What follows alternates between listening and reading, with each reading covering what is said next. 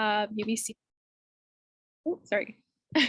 This is day 4 of UBC Sustainable Fashion Week, and we're so excited to, Threading Change is so excited to be partnering with UBC Sustainability to host tonight's event on youth and fashion. And we have some incredible brands that we're talking to tonight. We have Delia from Sapodilas, who's based in Toronto.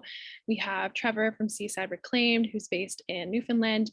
And fingers crossed, we have Taylor, hoping that she's here, but not. Oh, I'm here. Oh, Taylor is here. Okay, yeah. Wonderful. The name was off. All right, we're all good. Everybody is here. So we will have all of our brands speaking tonight that we had hoped to speak. I apologize for any confusion. There was a few technical difficulties and things going on in the background, but we're all ready.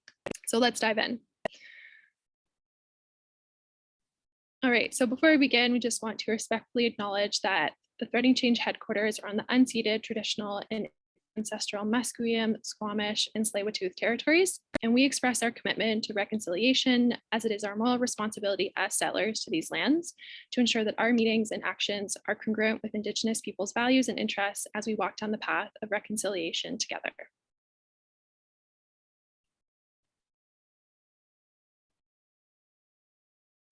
So just to introduce myself and my moderator for this evening. So my name is Michaela Yanni. My pronouns are she, her, and I am the program manager for the Global Innovation Story Map project here at Threading Change. And I'm super excited to be sharing the stories of 3 really special brands from our story map tonight.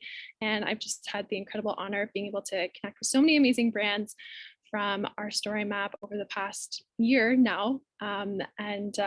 Yeah, I encourage everybody to go and check out our map after tonight's event. And I'll pass it off to Akila to introduce herself. Hello, everyone. My name is Akila. I am a 5th year food, nutrition, and health student. I'm also part of the Sustainability Ambassadors program run by UBC Sustainability Hub.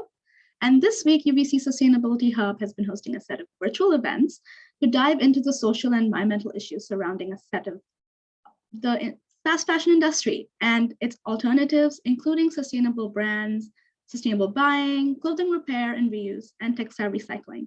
So to know more about our Fashion Week, our past and upcoming events, do stay tuned till the end of our session today.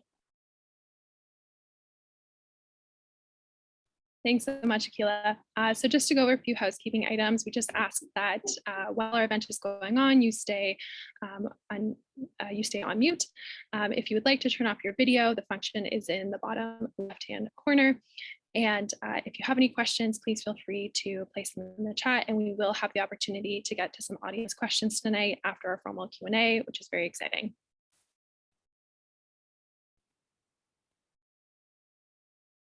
So our outline for this evening, I'm going to introduce Threading Change and our team, our values, give a quick introduction to our panelists, and then allow them the opportunity to speak about themselves and brag about their brand and everything that they do. And then we're going to have more of a formal Q&A period, and then open up the floor to more of an informal question and answer, just questions from the audience, and then talk about how we can keep the conversation growing with both UBC Sustainability and also through joining our team here at Threading Change. So this is our mission at Threading Change. It's the center of everything that we do, our 6 Fs: feminist, fossil fuel-free fashion future. And we do this through working at the intersections of innovation, partnerships, collaboration, education, and storytelling through a variety of different programs, such as our Global Innovation Story Map. So our values are centered around upholding intersectionality, placing people before profits, being a youth-led organization, centering underrepresented voices, and we do this all through meaningful collaboration. And here are just some of the members of our incredible team. So of course, we have our founder and executive director, Sophia. We have Sierra O'Rourke, who was our amazing communications and engagement manager. We have Isabel, who is actually working behind the scenes tonight for us, and she is our comms and policy coordinator. We have some incredible regional coordinators from all around the world, and of course, myself.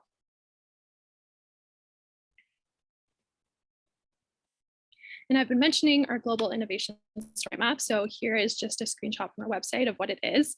So our global innovation story map was born out of the need for greater transparency within the fashion industry.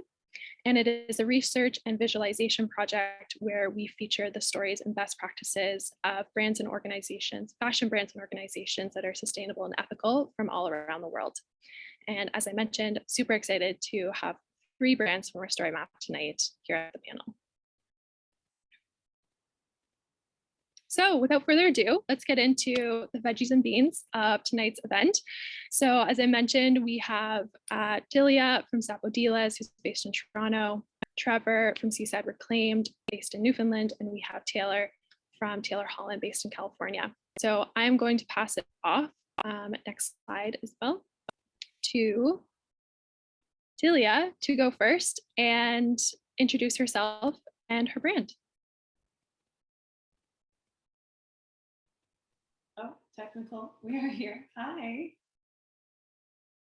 Hi, everyone. My name is Delia. I'm in Toronto, Canada. And yeah, Sapodilas is born in the pandemic, like many wonderful things. We're fighting this like troubling time, trying to be creative and trying to connect in what ways we can. It's really just a birth of my ancestry and culture. My mom is Indian Guyanese and my dad is from Rwanda. And really just trying to show the diversity in my heritage and my love of fashion while being true to the state of our environment.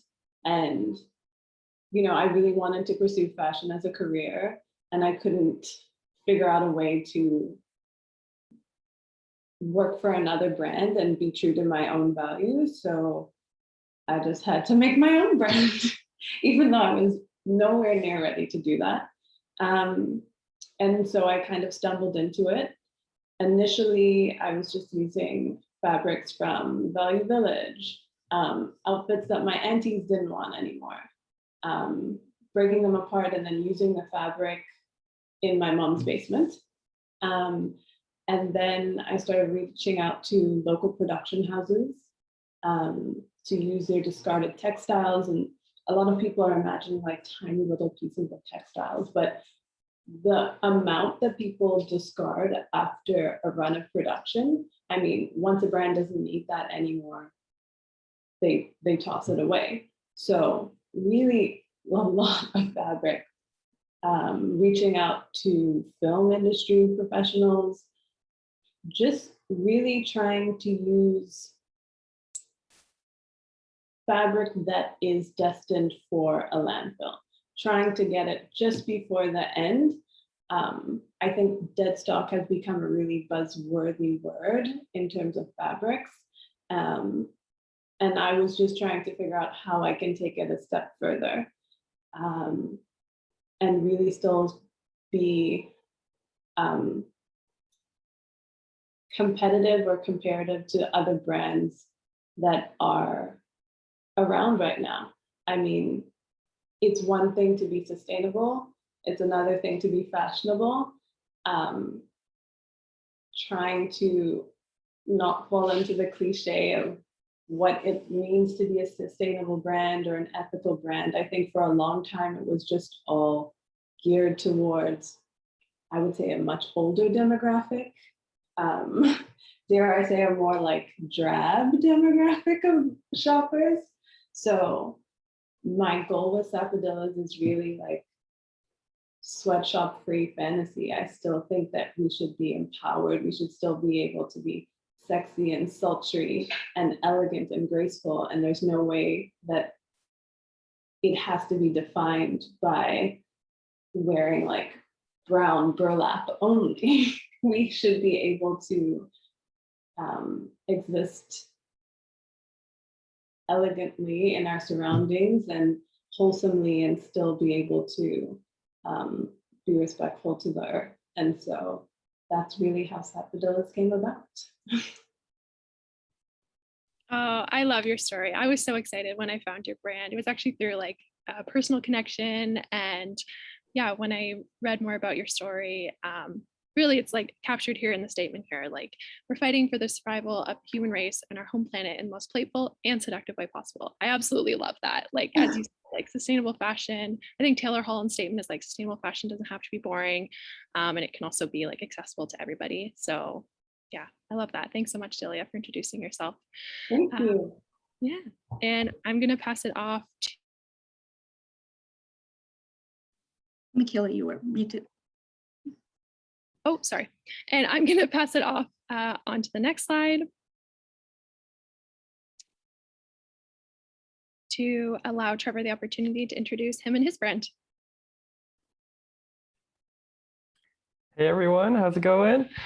So my name's Trevor Bissett, and I run Seaside Reclaimed. I started the brand back in 2018 as a way of providing Newfoundlanders with a local alternative to fast fashion, and to spark some conversations about fast fashion, plastic pollution, overconsumption, and climate change in general. So back in 2018, I had just started to learn about all of these global issues that we were facing. I grew up in a household that wasn't really eco-conscious, I'll say. So if I, turned off the lights or turned down the heat, it was to save, save some money and decrease the power bill, not to save electricity, for example. So I didn't know anything about waste management. I didn't recycle, so it wasn't until university and I met my girlfriend. She's from Ontario. She got me down the right path. And yeah, so once you start learning about different things, you start to, see this kind of, the dark side of a lot of the products you're buying that you'd have never realized. So I started watching, documentaries, doing a bit of research about fast fashion and learning about the true cost of a lot of what we were wearing.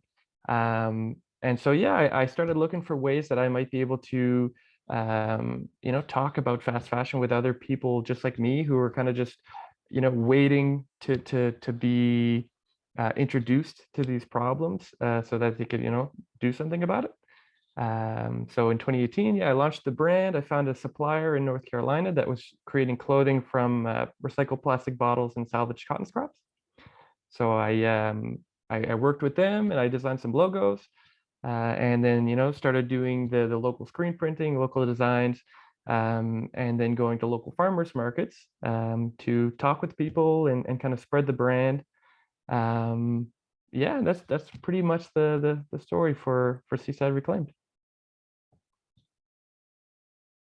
Yeah, amazing. Thanks, Trevor. I also love your story and how community centered your brand is. So I'm glad you're here tonight to chat about that and bring forward that perspective. So thanks so much.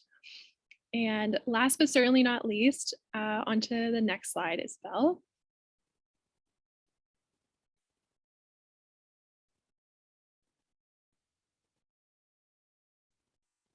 Oh, if we can just move to the next slide. Perfect. Taylor.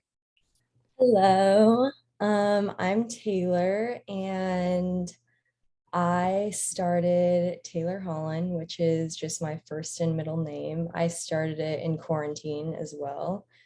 It basically just started as me being super bored, and I love fashion. I love shopping. So being in quarantine and not being able to go out and shop at all, I was kind of like freaking out. So I was going through my closet and I accumulated a lot of old clothing that I was basically just going to either give away or throw away.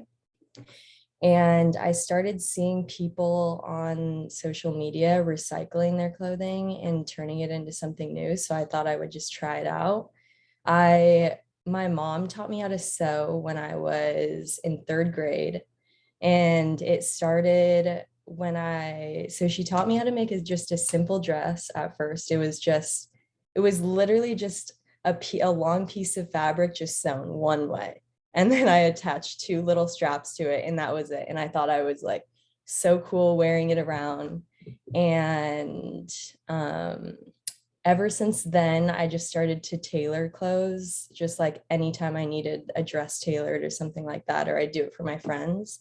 And so my sewing skills got better.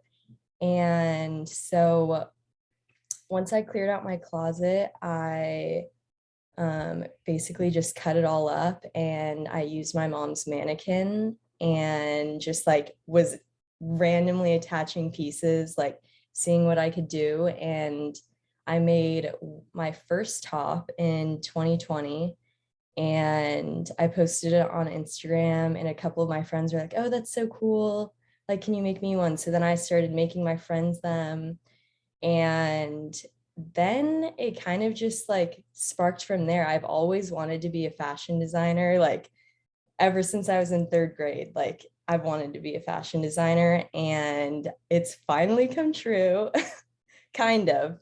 And I just really love to sew. It like calms me, and just like using pre-loved material too, and just like creating from just like whatever comes to you in that moment. Like, for example, I have like a skirt that I'm making right now.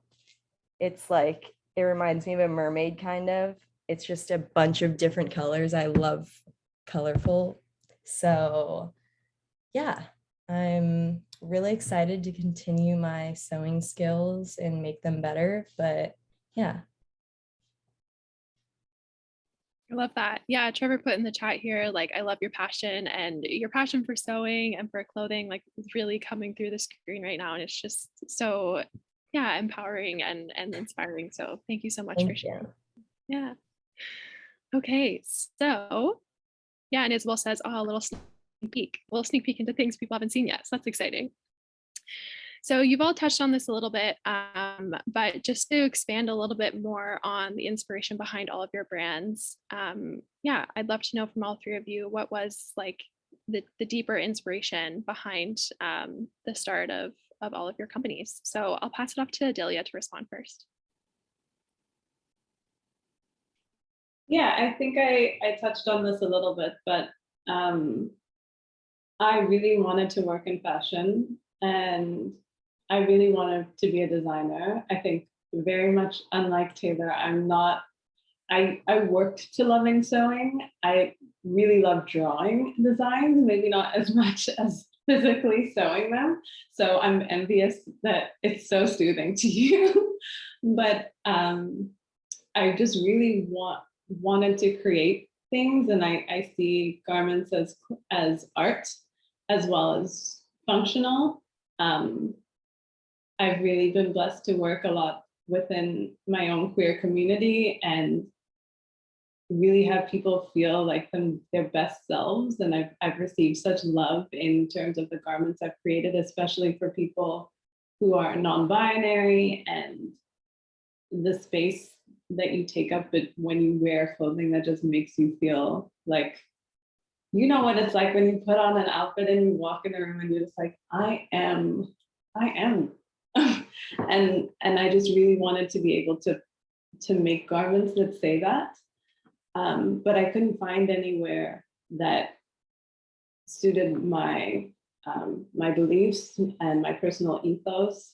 And so it was really a struggle, like wanting to pursue your passion, actively not accepting opportunities because you don't agree with the way that a business is being run. And I think especially as a person of color, especially as a Black person, as a brown person, knowing the people who are most disadvantaged by the production of garments,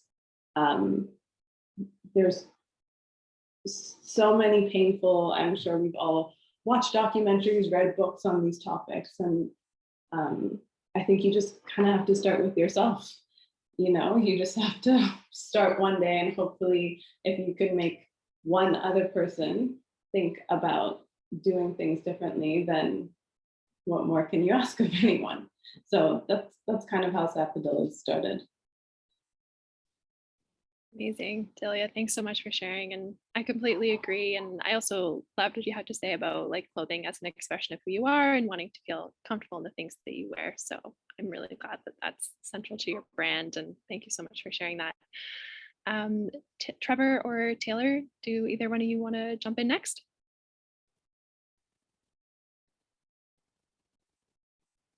I can jump in. So yeah, to bounce off what Delia was just saying, I think for me that was always one of the big I guess goals of the brand was to change people's minds and to kind of educate them about the realities of fast fashion. Trying to give them a glimpse into, what that cheap material or those, cheap clothes, who was actually bearing those true costs. I think that was always important. Some of this, the first kind of shocking images too for me was when I saw some of the essentially just the huge dumping sites of all the clothes that gets thrown away. It's pretty crazy to see mountains and mountains of used clothing just sitting there, sent off, to countries, the out of sight, out of mind kind of stuff, right? So that was always kind of motivating. And being a Newfoundlander, we're very connected to the ocean. So plastic pollution is something that I've grown to care about quite a bit. So making sure that the plastic bottles, the recycled plastic bottles was a part of the materials I was using was important. But yeah, for me, it was always about just trying to teach people about these things, especially where I was, I was such a late comer to the game. So yeah, I think that's where, for me, where it all started. Wonderful. Thanks so much for sharing, Trevor. And Taylor, did you want to jump in? Yes, sure. So my inspiration basically started when I was younger with my mom. My mom is just a super crafty person. She's always pushed like painting or like any type of craft over just like watching TV or being lazy. So she's always like pushed creativity on me. And so in like starting Taylor Hall, I wanted to be super creative and like I wanted my pieces to be like eye-catching when you walk by, like people just like are like, whoa, that's so colorful and so pretty. And in once I got to college, so right now I have a minor in entrepreneurship, and every semester we have to do, we basically need to like come up with a company and like display it to your class at the end of the semester. And I basically did like Taylor Holland, and in that I had to do a lot of research on sustainability and just how it affects our planet. And so in that I learned a lot more about how much clothing actually like affects our earth and the pollution, and how much clothing gets thrown away just every single year. It's crazy. I think it's like 92 pounds like per person or something, like every year gets thrown away, and it's just so crazy to me. So that just like pushed me to want to keep sewing and keep on making sustainable clothing and have just like something unique. Yeah, education is power. Totally. I mean, that seems to be like a key thread amongst everything that we're talking about here in terms of like how we came to know about like the impacts of fashion, but also like the central theme of our brands as well too is like educating others about the impacts of fashion as well. So sorry, not my brand, all of your brands. So, okay. And I'm going to pass it off to Akila to move into the next question.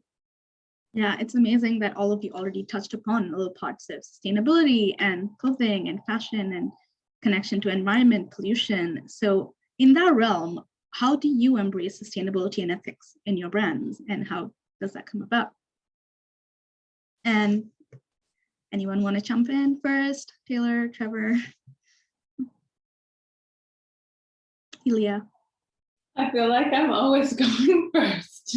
Okay, next round, someone else has to go first. It's a deal you've just agreed to and you don't know it. But yeah, I think I already said this. My aim is always to try and find fabrics that are like as close to the trash bag as possible. And I think, like Taylor said, it's also, it's cool to be inspired by a fabric versus the rest of fashion that kind of does it back. Well, I guess we're doing it backwards, not them, but like to the laws of fashion, it is you design your fabric and then you design your collection with the fabric that you've designed, and then you send that fabric into production, and then you send your line into production. So to work on it backwards, I think, is actually way more creative. And again, it's just way more ethical to use something that already exists and give it a new life. Yeah.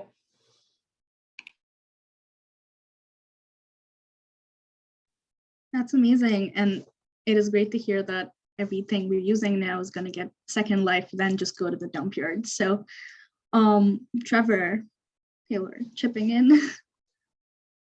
Thoughts? I can go. Yeah, I completely agree with Dalia. I actually never thought about that until you just said it. But I do get inspired by the clothing colors that I get, and I make my pieces off of like what I can find instead of like creating the fabric and then creating the design. So I think it's really cool that you kind of work backwards. But I think there's so many, like, there's just so many people coming up with so many great ideas for sustainable fashion. And I think just like embracing that and just like going on the internet and seeing all of the different kinds of things that people are creating, like there are a couple of brands that I have been following lately. Sugar and Spice, London, she focuses on like mesh kind of materials, and she makes little crop tops. And then there's this girl, I don't know how to say her name, Niam Foster. I think that she's also in London, but she focuses on like old yarn and makes these amazing dresses. So I think it's just so cool to just like see everyone and like what they can do with their brands. That is true. I think there's so much uniqueness from every single brand and the way they approach sustainability and in their fashion line. And just wondering, Trevor, would you like to add something to this? Sure, yeah. So I think for me, it comes down to, who's making the clothes, how they're making it, and what they're making it out of. Like, they both already said.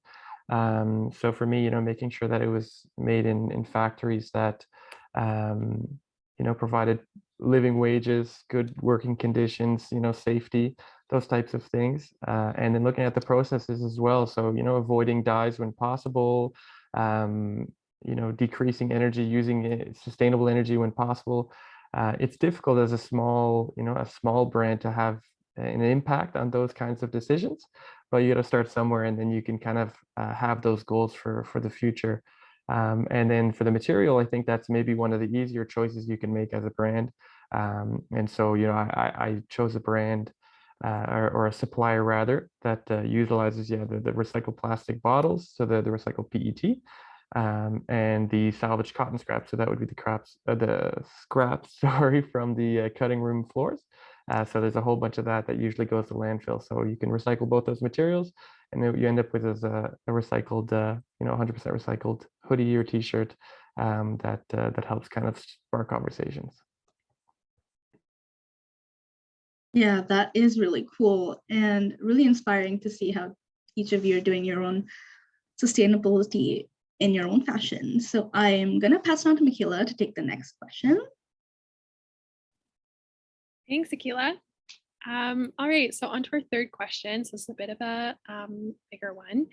So I'm curious to hear from all three of you, what role do youth-led fashion brands play in creating a more fair, circular, sustainable, transparent, decolonized, ethical, and equitable fashion industry for all? So Delia's gone first both times. So I'm going to pass it off to maybe Taylor was in the middle. Yeah, I can go first this time. I think that the youth, honestly, like thrifting and sustainability has become so popular in the past couple of years through social media. And I think that by all of these young people making their own brands over quarantine. I feel like that got really popular because everyone was so bored. So I think that now that there's so many small brands out there and everyone is just pushing sustainability, I think it's gotten so popular. I think like thrift shopping has been the most popular it's ever been. Like at school, all people ever talk about is, oh, did you like try out this new thrift shop? Or like, you should go here. And people are doing clothing sales outside of their houses on the weekends. And I just think it's gotten so popular that it's caught the eye of bigger brands like Adidas and stuff. I've seen on their website, like they'll have a little sustainability like marker on their items, or like Revolve, there's like a sustainable section now. So I think it's really great that because of how popular it's gotten with the younger crowd, it's caught in the eye of so many people and everyone wants to be a part of it now. So Yeah, absolutely. I think thrifting is a really unique and cool part of the sustainable fashion movement, and definitely has a role to play. And I'll pass it off to Trevor to go next. Yeah, so I think one of the big things that that youth-led fashion brands do is almost provide a proof of concept for some of the bigger brands as well. So, if we're treading a new path, and they can see that customers are flocking towards your brands because they're ethical, because they're more sustainable, transparent. You're kind of doing the legwork for some of the bigger brands, which in turn leads to some of the biggest impacts. So I think it's kind of cool that we can help prove that the younger generation wants these sort of things out of their clothing brands, which is kind of cool. And I think you get to be a little bit more playful with the type of stuff you're doing, a little bit more creative. You don't have these big corporate structures weighing you down, so it's a little bit more fun, a little bit more innovative sometimes.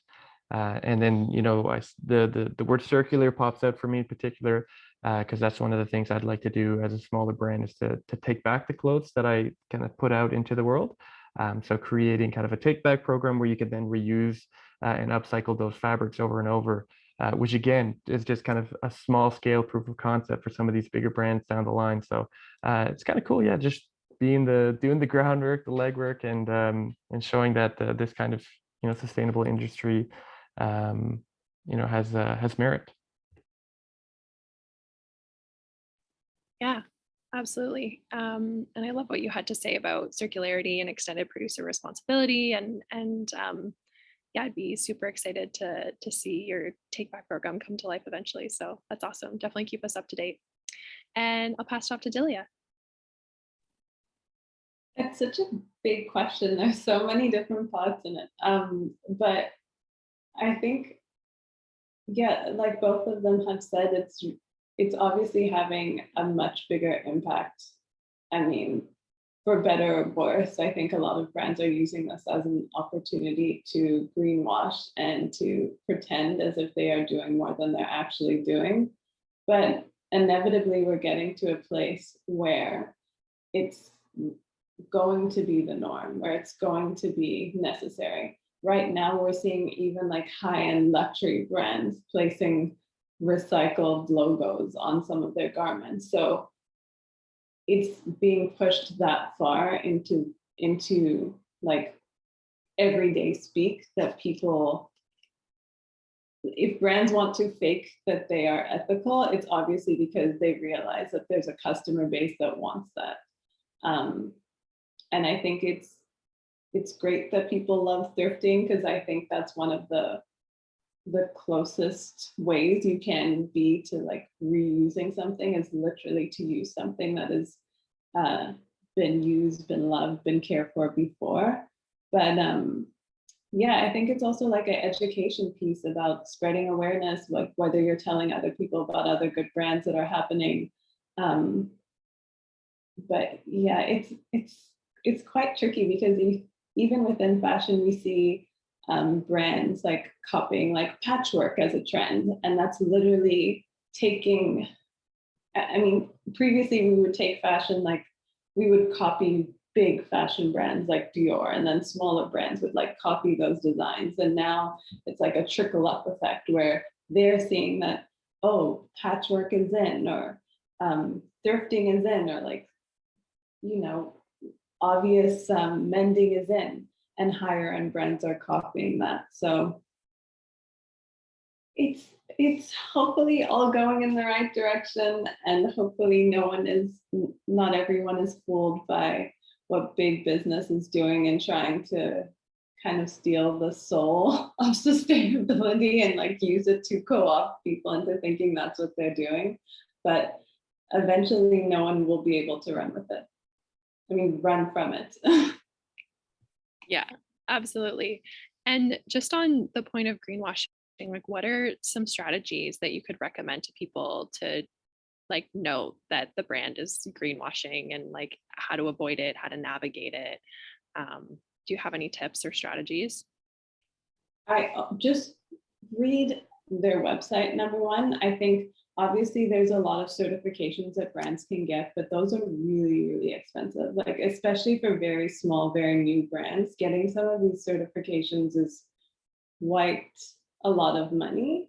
But if a lot of brands, if it is like a big company like an Aritzia or, you know, a Zara, an H&M, if you can't very easily identify on their website where their garments came from, like where their factories are, if there's no way to see any of that information, it's like that for a reason.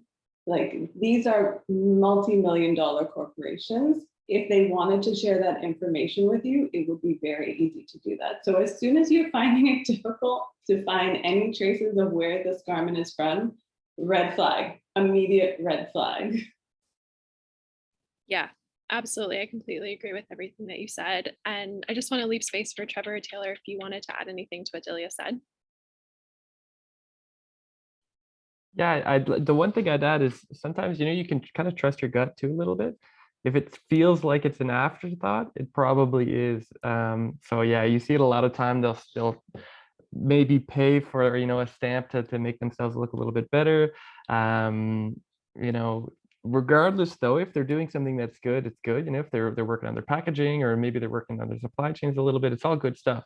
But yeah, it's a fine line between doing it just to sell more and doing it because that's what your you know, your mission is. So I find it's a good idea to really look into the brand, look about into their story, look at where they're heading, what they've done in the past, because it does take time, I think, to really align your business in a way that's, you know, truly at its core sustainable.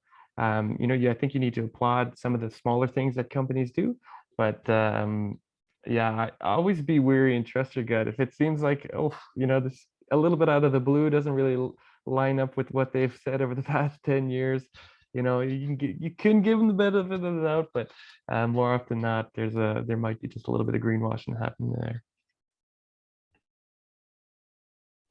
Yeah, totally. And does any of the panelists want to respond, Taylor or Delia? I No? think you two covered it all. Awesome. Okay, great. Yeah, I just echo what everyone said, and just for everyone listening today, just to be critical of like where your clothes come from, and to ask questions, and yeah, just to question a little bit more. So moving on to our next question, I will pass it off to Akila. That was very insightful, especially like now learning to like question the marks and go think critically about like where your brands are coming from, where's the clothes coming from, and asking those questions to them. In that line, why did you all join Treading Change's Global Innovation Story Map? And how can people find you and support your work online? I would say maybe Trevor go first this time. So yeah, so I have a website for Seaside Reclaims. It used to be called Seaside Apparel, so the website's still seasideapparel.ca. So that's where you can kind of see the different clothes and stuff. And I joined the map because I think this is exactly the kind of stuff that helps you know, move the needle in the right direction. when it comes to transparency and learning about smaller brands and smaller local brands, I think this kind of tool is exactly what people need. So I figured I'd participate in the project. Absolutely. That is really cool to see all the bigger connections on a map. And it's really accessible for like people who just want to learn about different projects happening around the world. What about Taylor, Adelia? Well, when you guys first reached out to me, I was so excited because I think this is a great way to spread awareness on sustainability as well as fashion. And I think it's a great way to find like small brands. It's super hard, I feel like, unless you're really on it, like looking through the internet or on social media, like my friends are always like, oh, what's that brand? Or like, what's that? Like asking some of the brands that I get, and they just don't know like how to find small businesses or like small brands and stuff. So I think that this is a really great way to find more. Definitely agree with you. Mm-hmm. For me, it's like very much the same. I think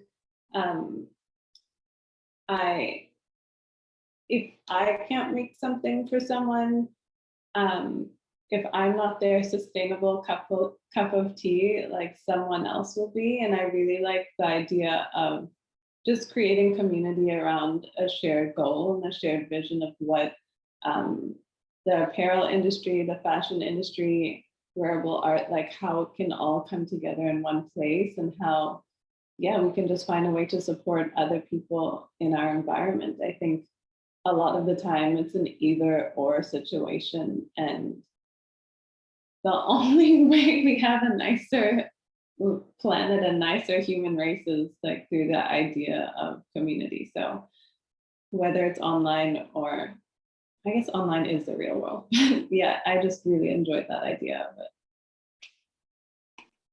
That is really cool. I think bringing the community piece into sustainability is really important. And especially, I really like the piece that you said, everybody's helping each other in the realm. And I think that is really important, especially just share knowledge with each other. I like the way Demia says, like, community is everything. And I'll pass it on to Michaela for the next question. Yeah, absolutely. So next slide.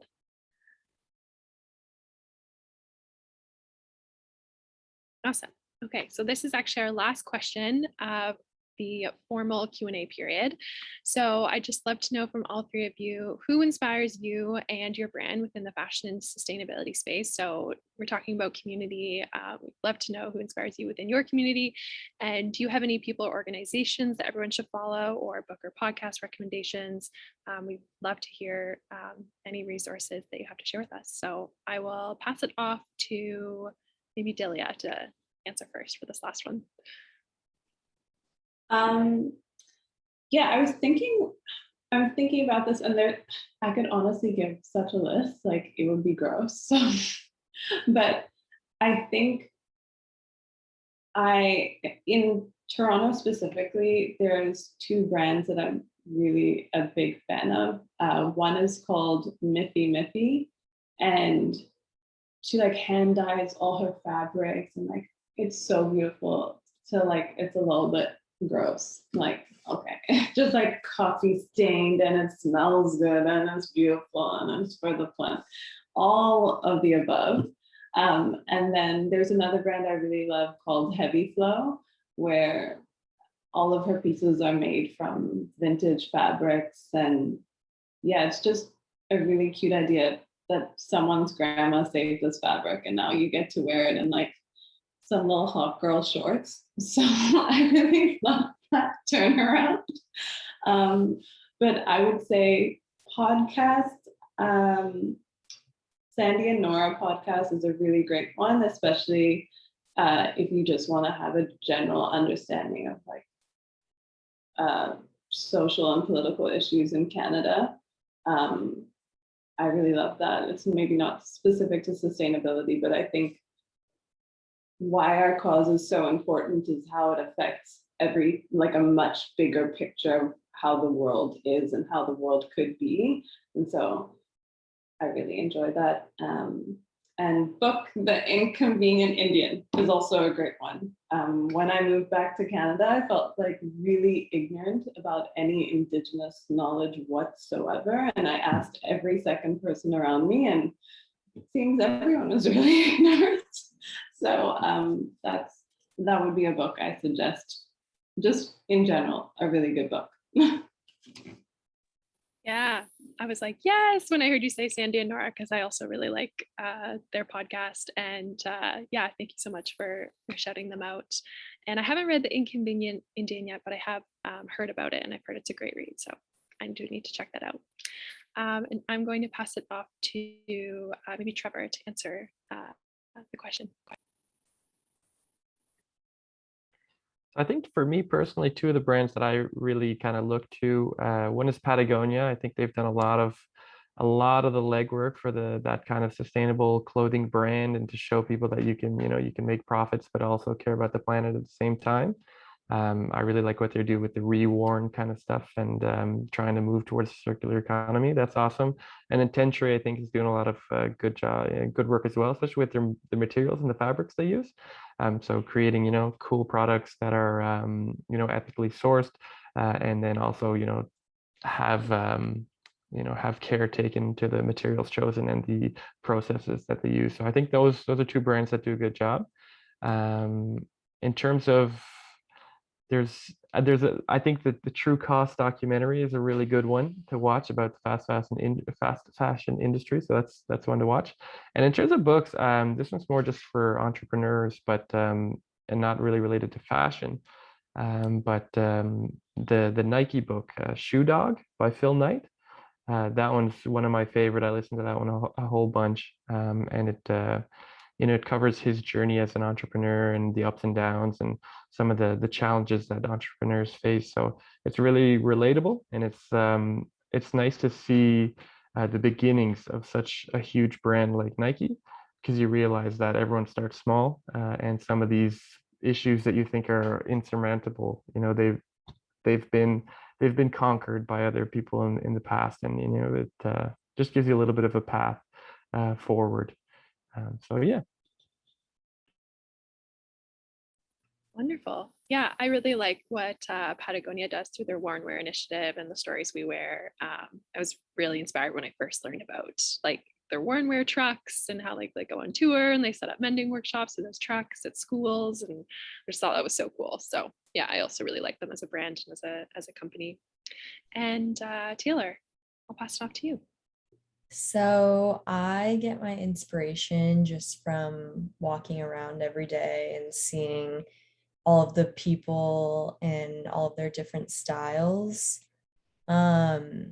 Someone who I think is really great with like showing off different sustainable brands is Regan. She is one of the first to brand, and just love her. I love her, what she has to post. She does these really cool like Photoshop art and has great like fun, colorful style. And she's always posting like different sustainable brands. Like she'll post an Insta story and just like list a whole bunch of brands that she loves. And so I get a lot of inspiration from that too, and seeing the other brands that she posts. And other than that, I don't really listen to podcasts, so I'm glad that I got to hear some of your guys's, so I can start listening to them. But yeah. Awesome. Yeah, you definitely got to get on the podcast train. Podcasts are awesome. I know.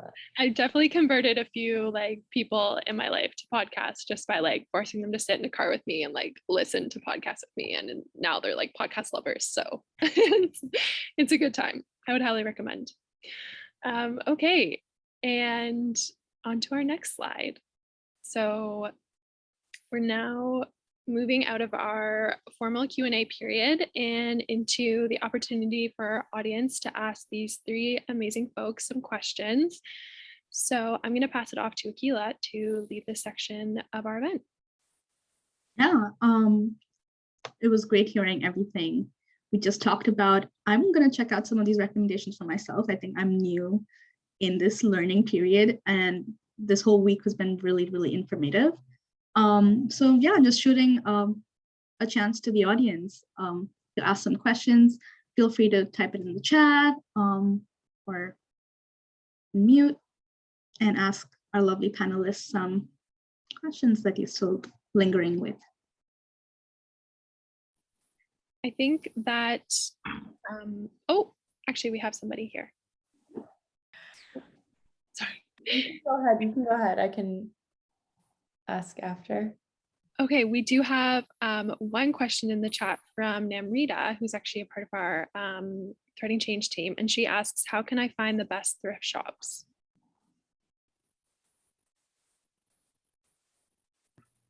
Taylor, I feel like you're a thrifter.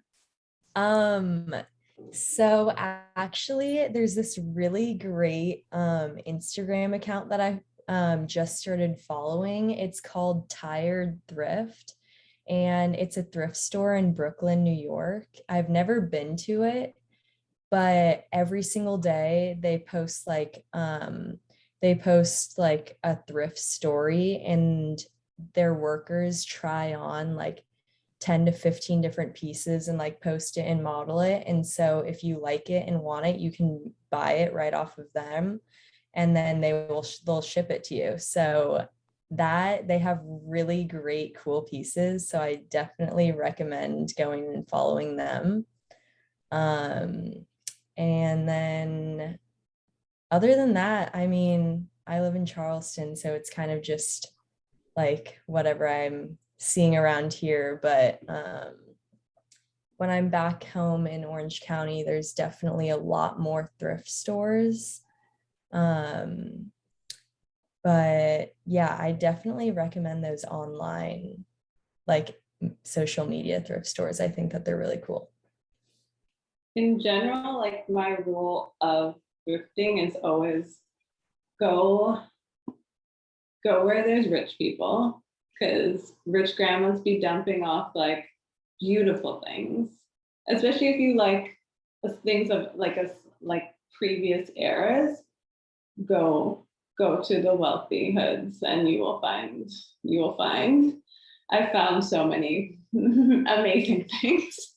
And yeah, like if you have time, if you have means, I think like thrifting and road tripping are just a beautiful time to see landscapes, escape from cities. And I live in Toronto, in like central Toronto, and it's so overpicked here. Like as soon as it's out, it's gone. So even if you go like to the burbs, you're better off than central city. But rule of thumb, if there are wealthy grandmas, there's some cute stuff around. That is a great tip. Now I'm also going to keep an eye out for that.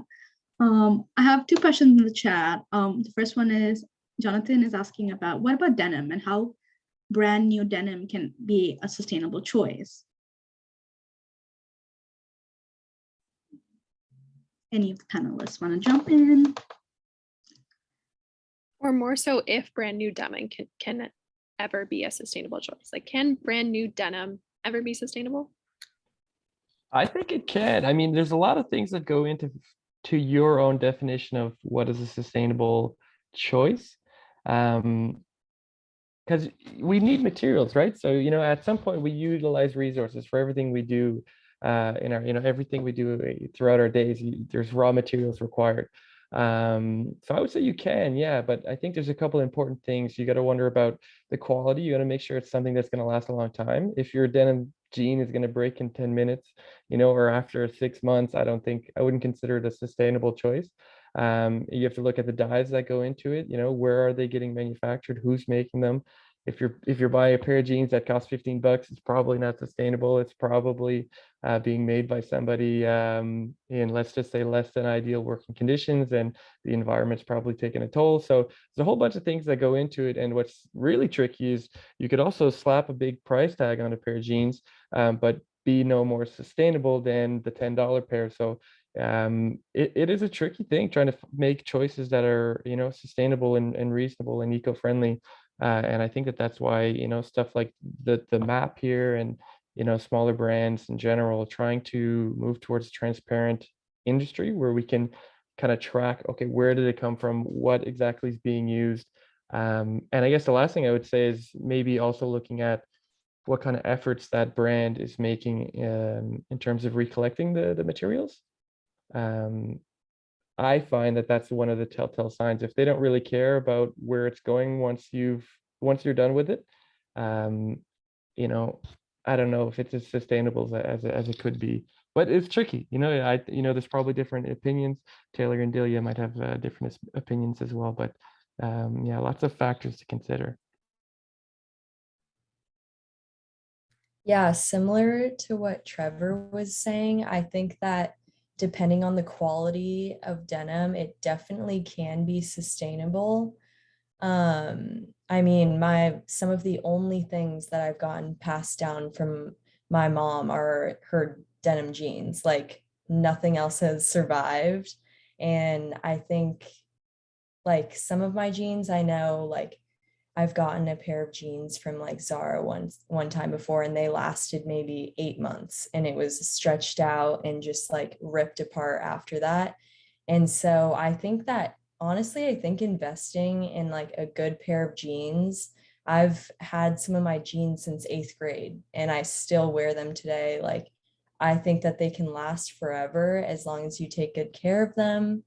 And also, I feel like if you want a sustainable denim but you don't want just like the plain Levi's or stuff like that, there are sustainable denim brands too. One of my favorite denim brands is EB Denim. It was started in California, and she basically takes Levi's but cuts them apart and then puts them all together in different colors and adds chains and stuff to them to make them cool. So I think that's also a great option too.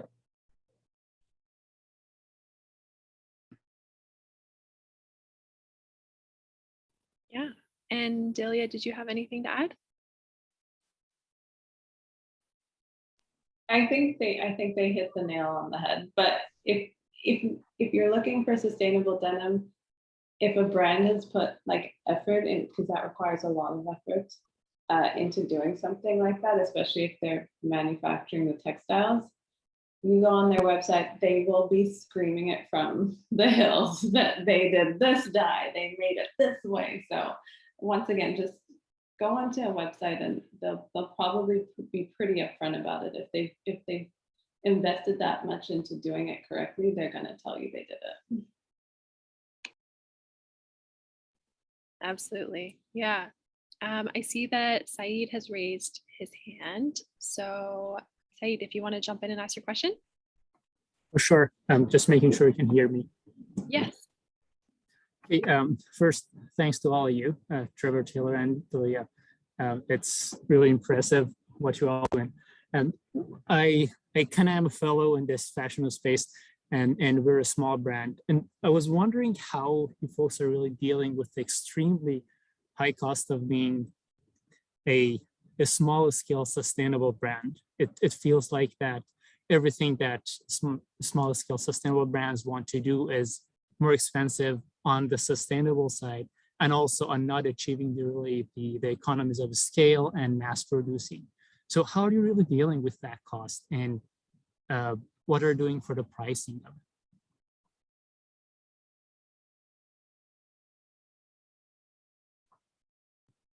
Yeah, does anybody want to jump in first? That's a great question, Saeed. I can go if no one wants to. Yeah, I think it's really difficult, quite honestly. Like I'm just hit a year, and like my first year, I just broke even. So I don't know if that's any, and like, I'm very happy about that, but I think a big part of it is education. People right now don't attribute the genuine cost of anything to what it's actually worth. Like our concept of what things are worth is so warped currently. Like people think like a t-shirt is worth $5. Like there's no concept of what anything takes to be made. So a big part for me is just trying to showcase my story and like my process as much as I can, which is an endeavor of itself, like being constantly, like as I'm making and as I'm like picking up fabrics, just trying to be as transparent about all of that and showcasing like how intense my process of making is to come up with a single garment. Because that's the only way people can kind of grasp why they would pay more, is if they can understand the story behind making something. But yeah, it's really, really expensive to make things ethically. Yeah, I completely agree with you. I mean, it's a little bit different for me because I'm making everything myself by hand. So it doesn't cost very much for me to get the material as I'm getting it from like hand-me-downs from my friends or family or going thrifting for it. But a lot of it, I think, yeah, you do, like people don't realize how much time it actually takes to make one piece. For example, this skirt that I'm working on, I've been working on it for 2 days already, and I'm only halfway done with it. So I think that also goes into the price and how, like, even though it may seem expensive, you need to realize like the time that's put into it and the effort that's put into it to actually make the one piece.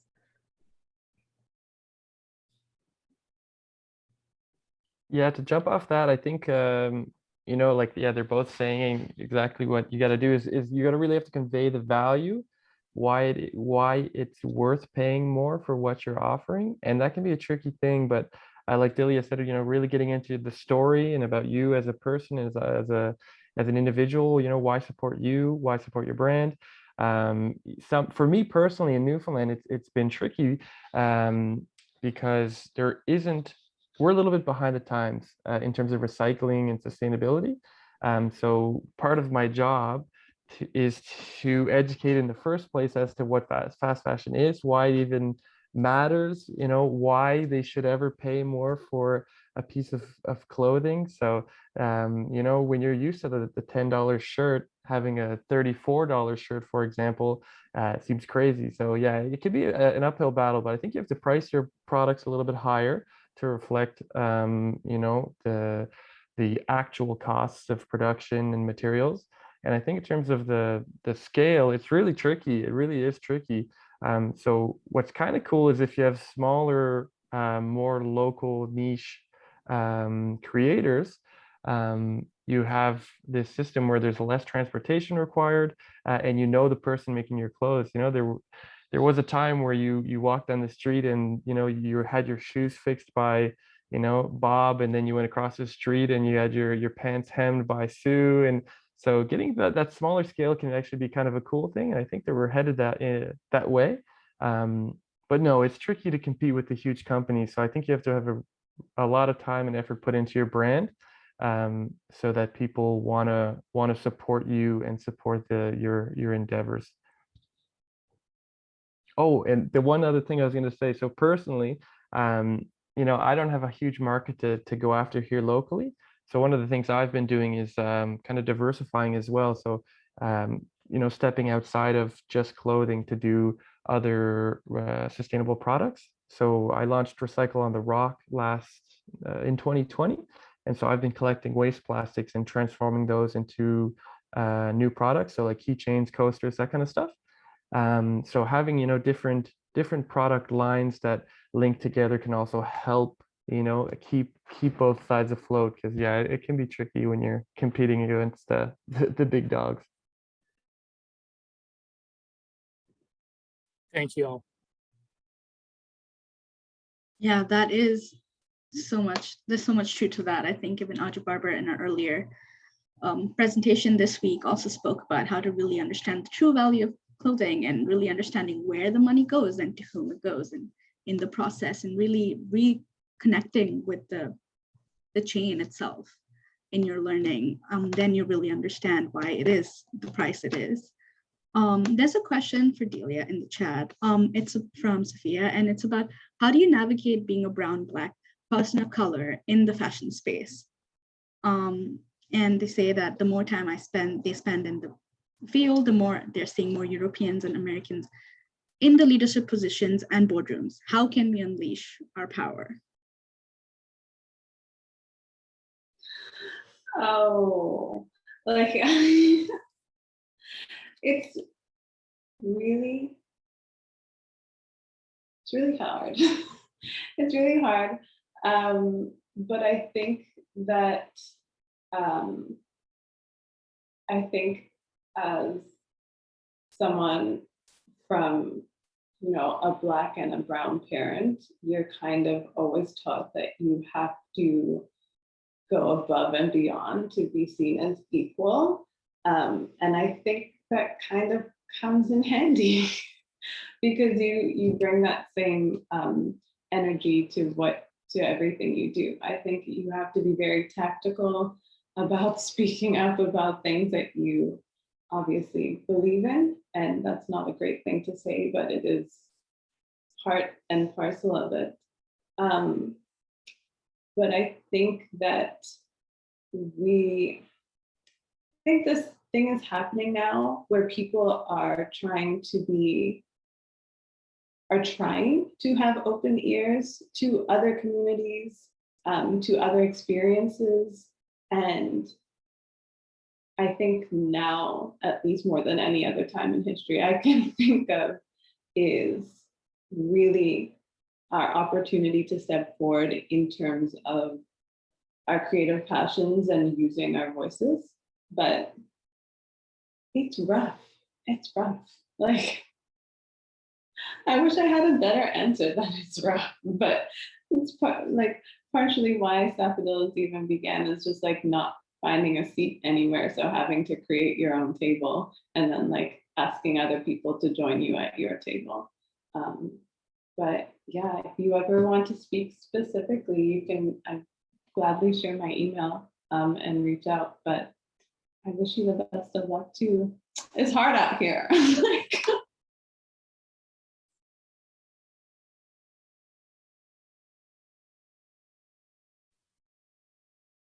Yeah, thank you for sharing that. I think I do resonate, and it's like really, thank you for being so honest and like vulnerable about that answer too.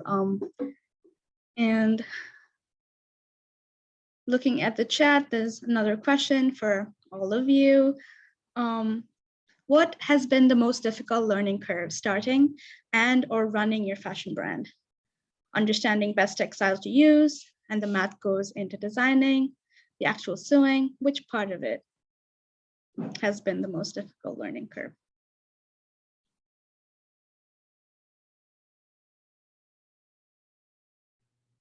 I think for me, the most difficult part is just learning about how different materials react, kind of.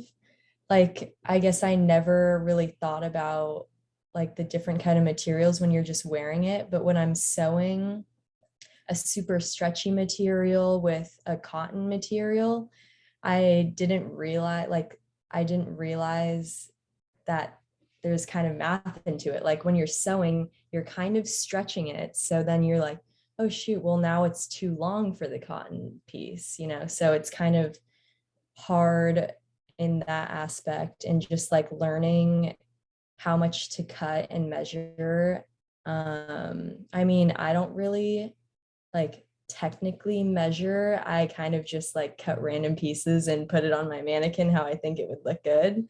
And then it kind of works out from there. But in the end, there sometimes are like weird little poke out spots or like where the material like stretched too much and you have to fix it there. But yeah, I think just learning about how different materials react next to each other and pair together is really important when sewing.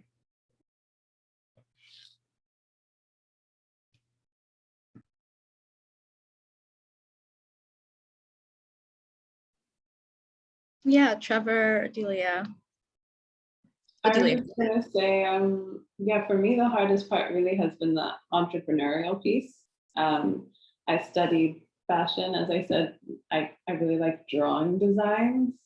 Um, I eventually would just like to be one of those people that just like does a little scribble and then I throw it off to my team and then they would just like be like, okay, let's sew it. But that's not what is happening currently. I am throwing it to myself. But yeah, like understanding your art form as a business is tough, especially when you're bringing in your ethos and like how you stand firm in your beliefs of sustainability, of production, when you're looking at margins and like how many of something you can produce for how much money, you see why people decide to use unethical means of production. But yeah, it's really just been challenging understanding how to promote a business, how to talk about a business, like how much people want to see, how much people want to understand, how much access they want to hearing about your story. And as someone who would just delete social media for like 4 months, now to have to use it so actively and readily and, you know, answer questions, I think that's been the hardest part for me. And just keeping track of numbers, that's challenging too.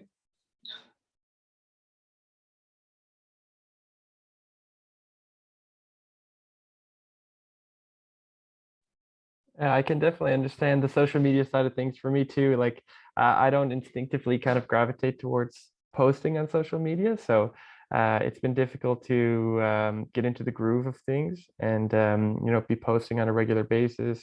You know, find your voice and stay true and you know, create good content and do all that while you know, doing all the other many things you're supposed to do in the run of a day to keep your business going. But I think one of the it was fun and kind of interesting learning curves was trying to figure out how to convey value to customers and different types of customers too. You know, learning that people don't care about the same things. So, you know, one customer might come by and they really care about the ethical side of things. Another might just die for the fact that it's made from plastic bottles. You know, someone else might have you know experience in the cutting and sewing industry and say, oh geez, you're using those scraps that have been on the ground. So you know, different people like see value in different parts of your brand. So you know, developing a way to convey that efficiently and also you know, learning those cues when you're talking with customers to see, okay, okay, they were a little bit more interested in that, so I'll talk more about this side of things, you know, and then you can you know, work the conversation towards new things that maybe you could show them some value. But yeah, it's kind of an interesting game to see, okay, what am I going to say to any given person and what do they actually care about. So making sure that you have you know, your brand touches on a lot of different things was a good kind of thing to learn early on.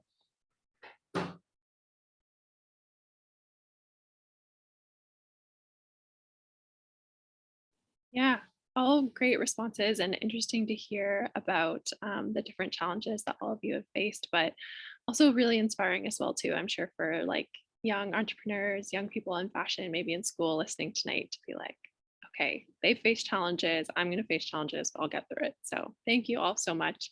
And yeah, thank you all so much for this amazing informal Q&A and also formal Q&A. And we're just going to wrap up the event. So on to the next slide.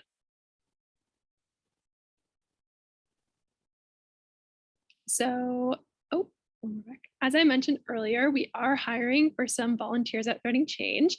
So if you have been interested by what everybody has said tonight and you're interested in getting involved in sustainable fashion activism and a youth an inspiring youth team, you can check out the link that'll be posted in the chat and send applications to hiring@threadingchange.org and check out the volunteer positions that we have available. And we look forward to hearing from you.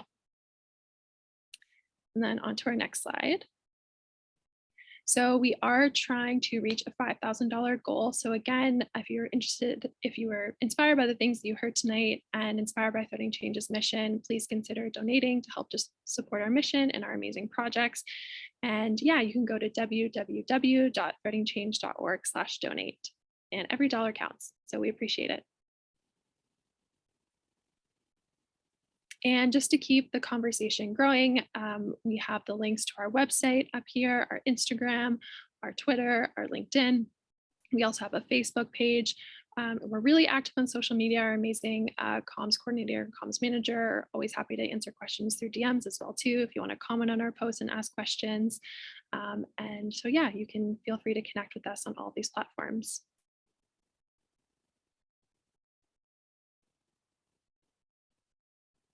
Oh, all right.